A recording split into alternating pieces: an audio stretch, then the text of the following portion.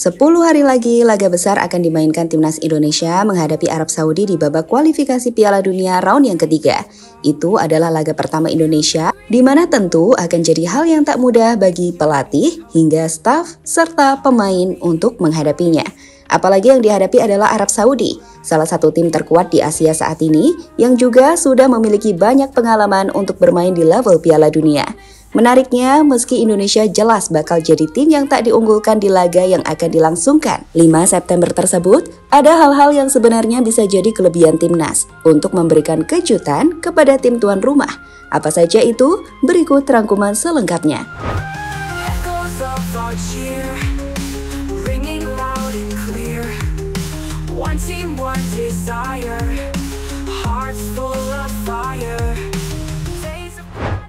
Jika berpatokan pada pengalaman hingga ranking FIFA saat ini, timnas Indonesia jelas menjadi tim yang tak diperhitungkan di grup C, babak kualifikasi Piala Dunia ronde ketiga.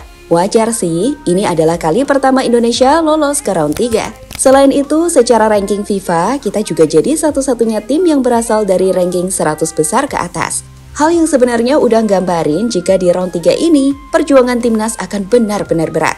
Di mana hal itu akan dimulai pada 5 September di King Abdullah Sports City Stadium Jeddah, Arab, di mana pasukan dari Coach Sinteyong udah dinantikan oleh skuad asuhan pelatih asal Italia Roberto Mancini.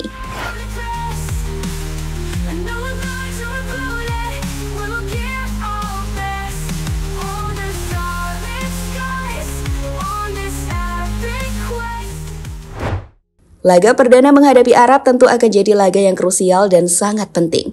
Mendapatkan poin adalah tujuan dari Coach Shin dan PSSI.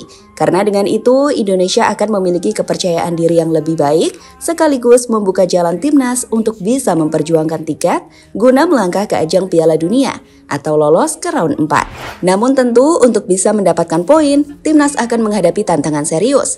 Pemain-pemain Arab diketahui memiliki kualitas yang tinggi. Mereka memiliki pemain-pemain dengan keunggulan fisik yang tinggi besar, yang kemudian didukung dengan kecepatan serta tentu saja dukungan penuh dari publik Saudi Arabia.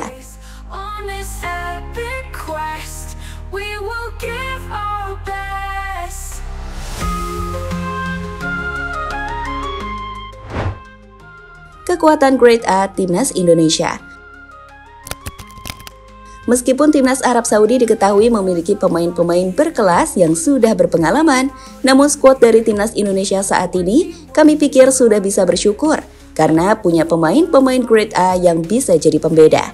Jadi, sebenarnya begini, pemain seperti Tom Hai, Calvin Verdong, dan Jay Itzas dapat dikatakan sebagai pemain yang punya level di atas rata-rata.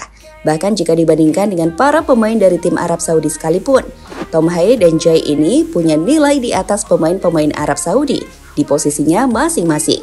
Di mana selanjutnya, keberadaan sosok seperti Tom Hai dan Jay Itzas bisa jadi pembeda di atas lapangan.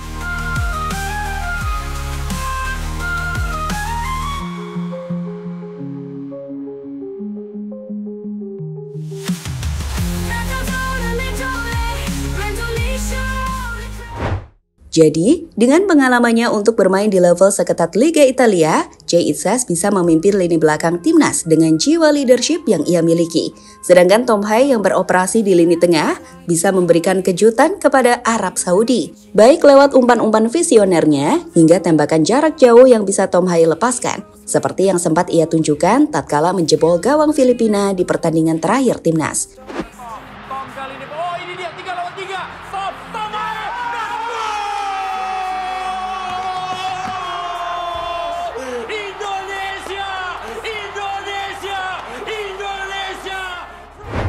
Jelas, memiliki pemain grade A seperti Tom Hai dan Jay Itzas bisa jadi keuntungan dan kelebihan yang kita miliki di skuad tim Garuda.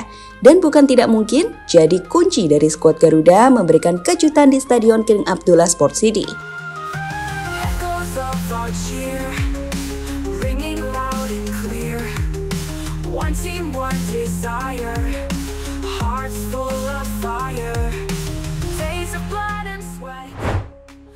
Kedalaman skuad Arab Saudi yang lebih merata.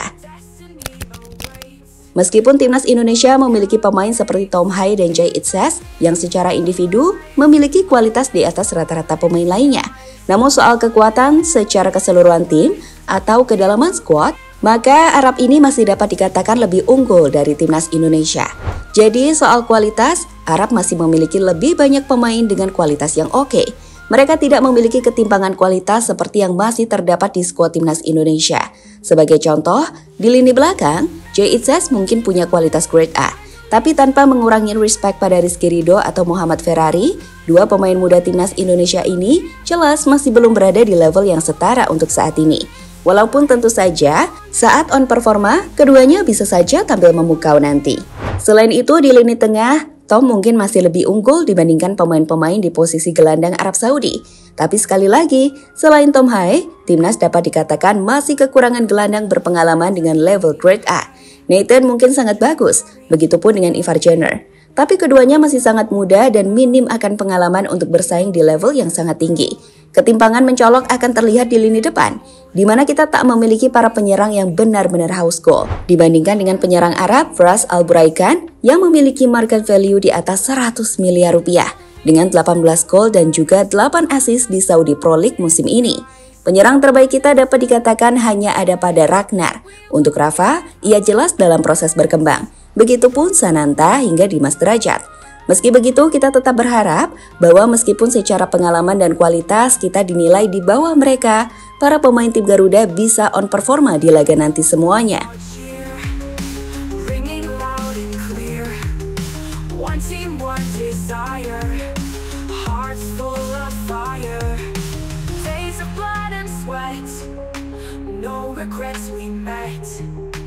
Destiny awaits at the World Cup gates.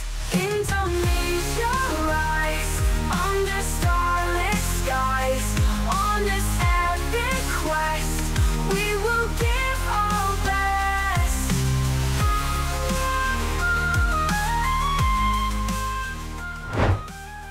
Dominasi pemain abroad timnas Indonesia. Jika dibandingkan timnas Arab Saudi, maka jelas timnas Indonesia memiliki lebih banyak pemain abroad atau pemain yang bermain di luar negeri. Total 14 pemain dari timnas Indonesia adalah pemain yang bermain di luar negeri.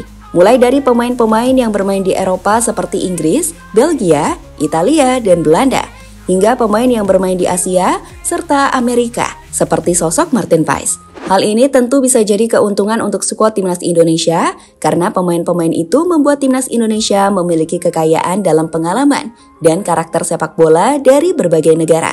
Selain itu, para pemain yang bermain di luar negeri juga sudah bisa bersaing di ketatnya kompetisi internasional. Inilah yang kemudian dapat dikatakan sebagai keuntungan para pemain abroad.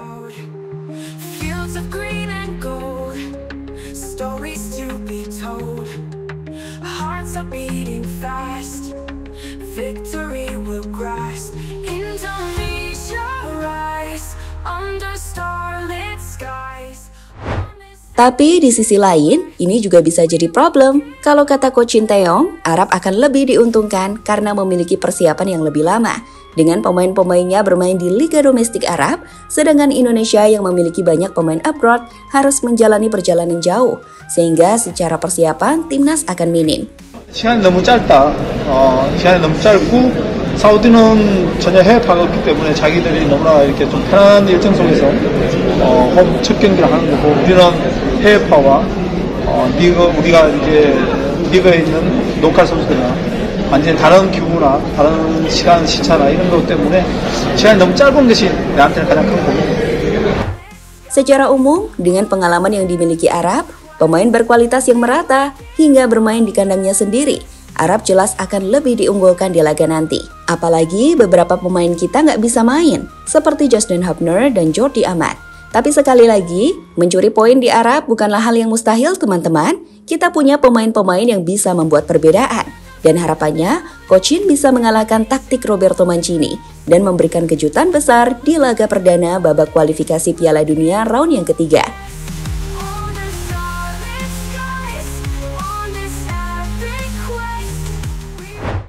Jadi itulah sedikit cerita soal kelebihan dan kekurangan timnas Indonesia jelang laga besar dan bersejarah menghadapi timnas Arab Saudi. Kurang 10 hari lagi, semoga yang terbaik untuk tim Garuda.